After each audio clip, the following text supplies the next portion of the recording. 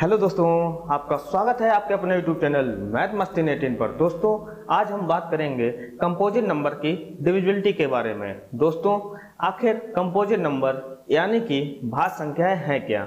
दोस्तों, चलिए देखते हैं व्हाट इज कंपोजिट नंबर। दोस्तों, कंपोजिट नंबर यानी कि भाज्य संख्याएं आखिर क्या होती हैं? कंपोजिट नंबर किन्हें कहते हैं? दोस्तों, ऐसे नंबर्स जो स्वयं व एक के अलावा किसी और संख्या से विभाज्य हों, वो नंबर्स हमारे कंपोजिट नंबर कहलाते हैं। कंपोजिट नंबर की हिंदी बात करें तो क्या होती है? भाज्य संख्याएं कहलाती है। नंबर्स मतलब संख्याएं। तो मैंने क्या बोला कि ऐसे नंबर्स जो स्वयं और एक के अलावा किसी और भी नंबर से विभाज्य यानी कि कटें, समझे, वो संख्याएं क्या कहलाती हैं? Composite number. अगर ना आता हो तो नोट्स कर लेना। अगर मैं इसी को दूसरी भाषा में कहूँ तो कंपोजिट नंबर क्या होते हैं? कंपोजिट नंबर हमेशा मोर देन, दूसरी भाषा में कहें तो क्या होता है? More than two factors. More than two factors का मतलब समझे कि कंपोजिट नंबर के हमेशा फैक्टर मतलब क्या होता है? गुणनखंड। तो मैं क्या कह रहा हूँ कि कंपोजिट नंबर के हमेशा गुणनखंड मोर देन टू मतलब दो से ज़्यादा होने चाहिए। अगर किसी भी संख्या के गुणनखंड दो से ज़्यादा हैं तो वो हमारा कंपोजिट नंबर होगा। दोस्तों, बहुत ही ध्यान से समझिएगा। जैसे कि मैंने अभी एग्जाम्पल पिछले दिखाया था। क्या दिखाया था? जैसे मैंने कहा था कि चार हमारा क्या है? कंपोजिट नंबर है। क्यों कंपोजिट नंबर है? क्योंकि इसके मोर देन टू फैक्टर हैं। पता कैसे? ये तो एक से भी कटता है और स्वयं से भी कटता है, साथ ही साथ ये किससे कट रहता है? दो। अब देखना इसके फैक्टर कितने हो गए? एक ये हो गया, दो ये हो गया और ये चार कितना हो गया? तीन। मतलब टोटल तीन फैक्टर हो गए। मैंने अभी बोला था कि मोर देन टू फैक्टर होने चाहिए। कितने भी हो, टू से ज़्यादा, लेकिन टू से ज़्यादा फैक्टर होने चाहिए, तभी वो क्या कहलाएंगे? कंपोजिट नंबर कहलाएंगे। जैसे मैंने कहा 15 ले लो, लास्ट में 15 देखो कंपोजिट नंबर है कि नहीं है। अब देखना 15 किससे कटता है? एक से कटता है और स्वयं से कटता है। एक और 15 स्वयं से तो कटेगा, साथ ही साथ वो किससे कटेंगे? देखो 3 से भी कटेगा और 5 से भी कटेगा। तो ये देखो मोर देन टू फैक्टर हो गए। इसका मतलब ये हुआ कि ये क्या हो गया? हमारा कंपोजिट नंबर हो गया। तो उम्मीद करता हूँ दोस्तों ये चीज़ आप समझ गए होंगे, समझे? तो चलिए दोस्तों, इसी के साथ हम एग्जाम्पल लेते हैं और आपका कंपोजिट नंबर और मजबूत बनाने का प्रयास करते हैं। तो पहला एग्जाम्पल क्या कहता है? आइडेंटिफाई मतलब पहचानिए द कंपोजिट नंबर भाज्य संख्याएं एमंग द गिवन नंबर्स। अब आपको ये बताना है कि ये चार नंबर्स दिए गए हैं। इन चार नंबर्स में आपको ये बताना है कि हमारा कंपोजिट नंबर कौन सा है। चलिए दोस्तों, आंसर बताइए इसका। उम्मीद करता हूं दोस्तों अब आपने आंसर निकाल लिया होगा। तो अब मैं निकाल कर बताता हूं। देखना, कंपोजिट नंबर पूछा गया। कंपोजिट नंबर हमारा क्या हो जाएगा? 14 क्यों हो जाएगा? क्योंकि मैंने बोला था अभी कि कंपोजिट नंबर क्या होता है? जिसके मोर देन टू फैक्टर हो। एक और स्वयं से तो कटे ही कटे, साथ ही साथ वो किसी और संख्या से भी करना चाहिए। जैसे 2 से कभी कटता है, 14 और 7 से भी करता है, समझे? और देखना, और देखो 17 है। 17 के कितने फैक्टर होंगे? खाली 2 ही फैक्टर होंगे, तो ये कंपोजिट नंबर नहीं होगा। जैसे 29 है, 29 के 2 ही फैक्टर होंगे, स्वयं से कटेगा और 1 से कटेगा, समझे? 11 के भी देखो कितने फैक्टर होंगे? 2 ही फैक्टर होंगे, स्वयं से भी कटेगा और 1 से भी कटेगा। इसके अलावा किसी नंबर से नहीं कटेगा, तो ये कंपोजिट नंबर तो होंगे नहीं। कंपोजिट नंबर हमारा कौन सा हो जाएगा? 14। चलिए दोस्तों, और आगे बढ़ते हैं। इसमें क्या कह रहा है? आप मुझे बताओ, इसमें क्या कह रहा है? Is two a composite numbers. आप मुझे बताओ इसमें क्या कह रहा है कि क्या दो कंपोजिट नंबर है? क्या भाज्य संख्या है दो? तो दोस्तों, दो हमारी भाज्य संख्या नहीं है, समझे? भाज्य संख्या नहीं है। क्यों? दो सबसे छोटी अभाज्य संख्या है, समझे? ये तो नीदर प्राइम, ये गलत है। दो सबसे छोटी अभाज्य संख्या है। हमें यहाँ बात कर रहे हैं कंपोजिट नंबर के विस्तार के बारे में। कंपोजिट नंबर को मजबूत कर रहे हैं। कंपोजिट नंबर क्या होता है? जो कि 2 से ज़्यादा फैक्टर हो, मोर देन 2 फैक्टर हो। और देखना, 2 की बात करा, 2 के फैक्टर कितने हो गए? 1 होगा और 2 स्वयं से कटेगा, इसके अलावा किसी से कटेगा नहीं, तो ये कंपोजिट नंबर नहीं होगा दोस्तों। चलिए, प्राइम नंबर के बारे में जब बताएंगे ना आगे, तो प्राइम नंबर को बहुत ही अच्छे समझा देंगे। अभी हम कंपोजिट नंबर की बात कर रहे हैं। चलिए, क्वेश्चन नंबर तीसरा क्या कह रहा है? The number of factors of a composite number will be. मतलब कहने का ये है कंपोजिट नंबर के कितने फैक्टर होने चाहिए। मैंने अभी बताया था कि ऑप्शन डी देखो, मोर देन 2 फैक्टर होने चाहिए।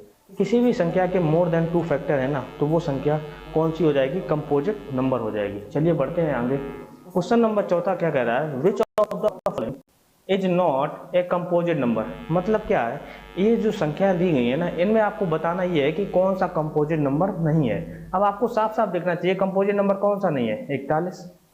41 क्यों नहीं है, क्योंकि 41 के सिर्फ 2 ही गुणनखंड है, एक से कटेगा और स्वयं से कटेगा, इसके अलावा किसी भी संख्या से नहीं कटेगा। इसके अलावा किसी भी संख्या से नहीं कटेगा तो ये कंपोजिट नंबर नहीं होगा। कंपोजिट नंबर की क्वालिटी ही यही है कि इसके 2 गुणनखंड, 2 से ज़्यादा गुणनखंड होने चाहिए कंपोजिट नंबर के। देखो 28 के 2 से ज़्यादा गुणनखंड है, बिल्कुल है, 46 के भी हैं, 56 के भी हैं, समझे। तो उम्मीद करता हूँ दोस्तों ये चीज़ आप समझ गए होंगे। चलिए बढ़ते हैं क्वेश्चन नंबर 5 की ओर। क्या कह रहा है, द स्मॉलेस्ट कंपोजिट नंबर। आप मुझे बताओ सबसे छोटा कंपोजिट नंबर कौन सा है। सबसे छोटा कंपोजिट नंबर क्या है, 4 है, सबसे स्मॉलेस्ट कंपोजिट नंबर, क्योंकि 4 के पहले कोई भी कंपोजिट नंबर नहीं होता है। 4 ही एक सबसे स्मॉलेस्ट कंपोजिट नंबर है। क्यों, इसके 2 से ज़्यादा गुणनखंड है, 1 और 4 से तो कटेगा ही कटेगा, साथ ही साथ 2 से भी कटेगा मेरे दोस्त, समझे। तो ये चीज़ आप समझ गए होंगे। चलिए बढ़ते हैं क्वेश्चन नंबर 6 की ओर। क्या कह रहा है, a number which had more than 2 factors is called. क्या कह रहा है कि ऐसे नंबर्स क्या कहलाते हैं जिसके 2 से ज़्यादा गुणनखंड होते हैं। 2 से ज़्यादा गुणनखंड होते हैं वो नंबर क्या कहलाते हैं, मैंने आपको बताया क्या है, कंपोजिट नंबर कहलाते हैं। तो उम्मीद करता हूँ दोस्तों अब आपको कंपोजिट नंबर के बारे में बहुत ही अच्छे से जान पाए होंगे। चलिए दोस्तों अब बात करते हैं हम कंपोजिट नंबर के डिविजिबिलिटी के बारे में। तो कंपोजिट नंबर एक क्वेश्चन और रह गया, कंपोजिट नंबर, चलिए इसको भी निपटा लेते हैं, फिर बात करेंगे कंपोजिट नंबर की डिविजिबिलिटी के बारे में। क्या कह रहा है, which of the following is a composite number. मतलब इनमें से कौन सा कंपोजिट नंबर है। ये चलिए हम कर ही चुके हैं, 14 हमारा कंपोजिट नंबर है और सबके 2 ही गुणनखंड हैं, समझे। 14 के ही एक ऐसा नंबर है जिसके 2 से ज़्यादा गुणनखंड है। तो चलिए दोस्तों अब हम बात करते हैं कंपोजिट नंबर की डिविजिबिलिटी के बारे में, कि हम कैसे चेक करेंगे जब हमारे सामने कंपोजिट नंबर, कोई भी कंपोजिट नंबर आ जाएगा। जैसे मैंने यहाँ पर लिखा है डिविजिबिलिटी बाय 6, ये 6 लिखा है। 6 हमारा क्या है, कंपोजिट नंबर है। क्यों कंपोजिट नंबर है, क्योंकि इसके 2 से ज़्यादा गुणनखंड है, 1 और 6 से कटेगा, साथ ही साथ 2 से भी कटेगा और 3 से भी कटेगा, समझे।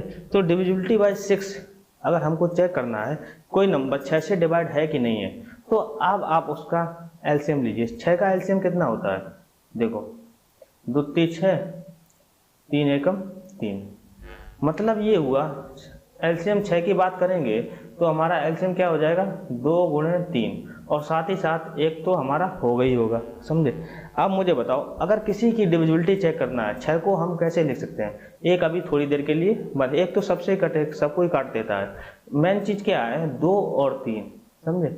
6 का मतलब क्या हुआ, 2 और 3। हमें 6 का कोई स्पेसिफिक रूल नहीं पढ़ना है, कंपोजिट नंबर में हमें कोई भी अलग से रूल नहीं पढ़ना है, जो हम पढ़ चुके हैं उन्हीं नंबरों को मर्ज करना है। 6 का मतलब क्या होता है, 2 गुणे 3। इसका मतलब ये हुआ कि हमें 2 की भी डिविजिबिलिटी चेक करनी है और 3 की डिविजिबिलिटी चेक करनी है। ऐसा नंबर जो 2 से भी कटे और 3 से भी कटे, वो नंबर हमारा 6 से भी कटेगा, ये चीज़ ध्यान कर लेना। लेकिन सबसे पहले आपको चेक क्या करना है, 6 के नंबर, 6 की डिविजिबिलिटी में अब आपको चेक करना है, सबसे पहले आपको ये चेक करना है कि वो नंबर इवन है कि नहीं है। इवन होगा तो वो नंबर 2 से कटेगा, ये आप सबसे पहले करना। फिर सेकंड स्टेप आपको क्या करना है कि अब आपको चेक करना है कि 3 की डिविजिबिलिटी। 3 की डिविजिबिलिटी मैंने बताई थी कि जो भी नंबर दिए गए ना उनका अगर जोड़ देंगे ना, अगर जोड़ने के बाद सम ऑफ डिजिट्स के बाद अगर वो 3 से डिवाइड हो रहा है ना, तो वो संख्या 3 से कटेगी। तो सबसे पहले इवन और ऑड कोई भी नंबर होगा, आप सबसे पहले इवन और ऑड देखना, क्योंकि वो आसान पड़ जाता है। आपको तुरंत दिखेगा नंबर हमारा ये इवन है कि ऑड है। इवन नंबर क्या होता है, जो संख्याएं 2 से कट जाएं। या तो आपको ये देखना है जो भी नंबर दिया गया है कि लास्ट में 0 2 4 6 8 है कि नहीं है। अगर है तो वो संख्या 2 से कटेगी, समझे। अब आपको चेक ये करना है 3 की डिविजिबिलिटी। अगर 3 की डिविजिबिलिटी भी सही हो रही है तो वो नंबर हमारा 6 से कटेगा। तो उम्मीद करता हूँ दोस्तों 6 की डिविजिबिलिटी अब आपको पता चल गई होगी। चलिए बढ़ते हैं आगे। डिविजिबिलिटी बाई 10, 10 की डिविजिबिलिटी बहुत ही आसान। 10 की डिविजिबिलिटी क्या होती है, आप हमेशा ध्यान रखना, 10 कंपोजिट नंबर तो है, इसको हम 2 गुणे 5 तो कर सकते हैं, समझे, लेकिन इसमें एक एक्सेप्शन है। 10 की डिविजिबिलिटी आप डायरेक्ट निकाल सकते हो। 5 की डिविजिबिलिटी क्या होती है, 5 की डिविजिबिलिटी क्या होती है, जिसके अंत में 0 होना चाहिए और 5 होना चाहिए, समझे। लेकिन 10 की डिविजिबिलिटी ये कहती है कि लास्ट में 5 नहीं हो, लास्ट में सिर्फ 0 ही हो, समझे। इस तरीके से ध्यान रखना कि 10 की डिविजिबिलिटी हमेशा क्या होगा कि एंड डिजिट मतलब आखिरी का अंक क्या होना चाहिए, 0 होना चाहिए। अगर आखिरी का अंक 0 है तो वो संख्या पूरी 10 से कटेगी। जैसे मैं कहूँ, आप मुझे बताओ 100 क्या 10 से कटेगा? बिल्कुल कटेगा, क्योंकि आखिरी का अंक 0 है। जैसे मैं कहूँ 53, 20 क्या 10 से कटेगा? बिल्कुल कटेगा, क्योंकि लास्ट का अंक क्या है हमारा, 0 है। ये चीज़ समझ गए। एक यहाँ से कॉन्सेप्ट ये भी आता है कि मान लो यहाँ से 10 0 0 0 0 करते करते करते n टाइम्स है, n बार में n टाइम्स 0 है, 0 n टाइम्स 0 मतलब n बार तक 0 है। तो आपको ये बताना है कि ये नंबर किससे कटेगा। जितनी बार 0 है ना, तो उतनी बार में ये नंबर कटेगा। ये नंबर किससे कटेगा? 10 की पावर n टाइम्स बार कटेगा। जैसे मैं कहूँ ये नंबर किससे कटेगा, आप मुझे बताओ 1000 है, ये नंबर किससे कटेगा? ये नंबर किससे कटेगा? 10 की पावर कितने 0 हैं? 1 2 3 0 हैं, तो ये नंबर किससे कटेगा? 10 की पावर 3 से कटेगा, पूरा कटेगा। जब भी इस तरीके के सवाल हैं कि ये नंबर बताओ पूरा किससे कटेगा, मान लीजिए n 0 है, तो वो नंबर 10 की पावर n से पूरा हमारा कटेगा। तो उम्मीद करता हूँ दोस्तों 10 की डिविजिबिलिटी अब आप समझ गए होंगे। चलिए बढ़ते हैं आगे। 12 की डिविजिबिलिटी क्या कहती है? 12 के सबसे पहले आप फैक्टर कर लीजिए, ये एलसीएम लीजिए। 12 को देख के लगता नहीं आपको 3 गुणे 4, 3 चौको 12, समझे। 12 इसका मतलब ये हुआ ऐसा नंबर जो हमें 3 से भी कटेगा और 4 से भी कटेगा, वो नंबर हमारा 12 से भी कटना चाहिए। क्या कोई भी कंपोजिट नंबर हो, फैक्टर आप चेक कर लेना कि उसके फैक्टर्स क्या 3 चौको 12 हुआ। देखना 12 का एलसीएम लेंगे, 12 का एलसीएम लो पहले, 2 छंग 12, 2 3 6, 3 एकम 3। अब आप मुझे बताओ 2 गुणे 2 गुणे 3 ये हमारा एलसीएम हुआ। अब आपको चेक क्या करना है, वो नंबर 2 से भी करना चाहिए और 3 से भी करना चाहिए, लेकिन 2 और 2 को कॉम्बिनेशन करेंगे ना तो क्या हो जाएगा 4, 4 गुणे 3, समझे। मतलब हाईएस्ट नंबर लाना है यहाँ पर, सबसे ज़्यादा। 2 गुणे 2 4 को अब आप आगे नहीं कर सकते, 4 गुणे 2 नहीं हो सकता, 8 नहीं हो सकता, समझे। 2 गुणे 2 क्या 4 तो हो जाएगा, लेकिन सबसे हाईएस्ट चेक करना है। तो हमको ये नहीं देखना है कि 2 से भी कटेगा और 3 से भी कटेगा, हमको क्या देखना है कि सबसे हाईएस्ट क्या लिख सकते हैं यहाँ पर, 2 और 2 को मर्ज कर सकते हैं। अगर मर्ज कर सकते हैं तो हमको लिख देना 4 कर हो जाएगा। 2 और 2, 2 गुणे 2 कितना 4 और 3 4 3 12। अब आपको चेक करना है कि क्या वो नंबर 4 से कटेगा और 3 से कटेगा। अगर वो नंबर 4 और 3 दोनों से कटेगा, इसका मतलब ये हुआ कि वो नंबर 12 से भी कटेगा। अब इसमें आपको सबसे पहले क्या देखना है, सबसे पहले आपको ये देखना है कि नंबर हमारा 4 से कटेगा कि नहीं कटेगा।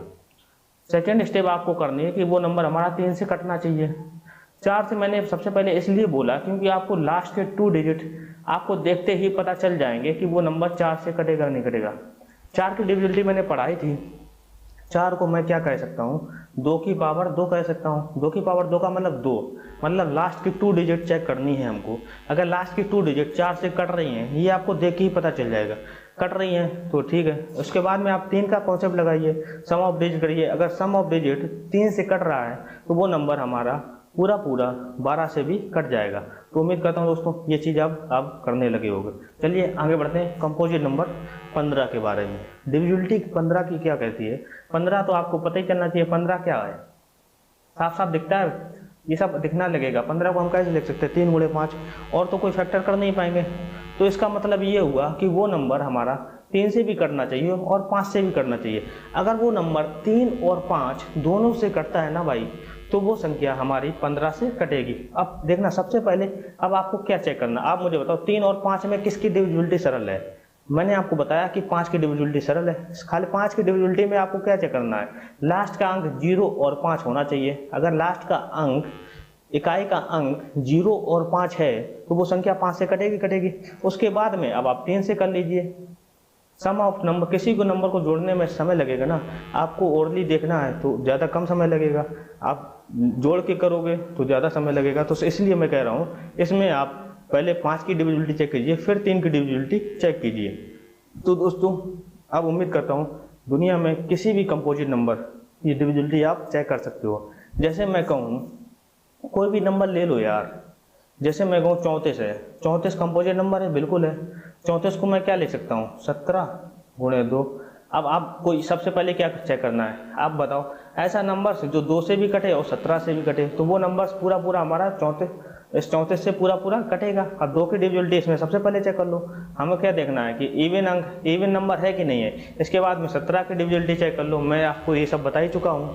तो उम्मीद करता हूँ दोस्तों ये चीज़ अब आप समझ गए होंगे। दुनिया में किसी भी नंबर, मतलब कोई भी कंपोजिट नंबर हो, उसकी डिविजिबिलिटी रूल आप खुद बना सकते हो। जैसे मैं कहूँ मान लीजिए 57 है, 57 को आप क्या लिख सकते हैं, 19 गुणे 3। अब आपको 3 की पहले चेक करना है, फिर 19 की चेक करना है। 19 की मैं बता ही चुका हूँ, समझे, सारी चीज़ मैं पढ़ा चुका हूँ प्रीवियस ईयर में। अब आप कंपोजिट नंबर बचा था, तो दुनिया में कोई भी कंपोजिट नंबर हो उसकी डिविजिबिलिटी अब आप बना सकते हो दोस्तों। खाली आपको फैक्टर देखना है। इसका मतलब जैसे आपको एलसीएम करना है, एलसीएम में आपको हाईएस्ट गुणनखंड लेना है। जैसे मैंने अभी आपको बताया था कि 12 है, 12 को मैं कैसे लिख सकता हूँ, 2 गुणे 2 गुणे 3। इसमें हाईएस्ट गुणनखंड क्या है, 2 गुणे 2 को मर्ज कर सकते हैं, बिल्कुल कर सकते हैं, मतलब 4 गुणे 3। अब इसके अलावा कोई मर्ज नहीं हो सकता दोस्तों, सेम नंबर ही मर्ज होते हैं, ये चीज़ समझ लेना। इसके अलावा कोई मर्ज नहीं हो सकता। तो इसकी डिविजिबिलिटी क्या बन गई, वो नंबर 4 से भी करना चाहिए, 3 से भी करना चाहिए।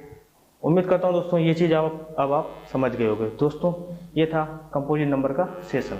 अगर दोस्तों आज का सेशन आपको पसंद आया हो तो please share and subscribe the channel. दोस्तों प्लीज़ दोस्तों शेयर जरूर किया करो ताकि हमारा भी चैनल ग्रो हो सके। दोस्तों चलिए दोस्तों इसी के साथ विदा लेते हैं। Thank you my family. चलिए दोस्तों, जय हिंद दोस्तों।